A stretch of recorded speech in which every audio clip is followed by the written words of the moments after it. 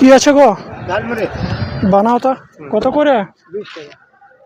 10 টাকা দিবে না গো? না দাদা, এখন সব চীজ দাম বাড়ে, একদম কড়কড়া। দেখছেন দেখছেন, একদম কড়কড়া। তুমি 10 টাকা দাও, 10 টাকা।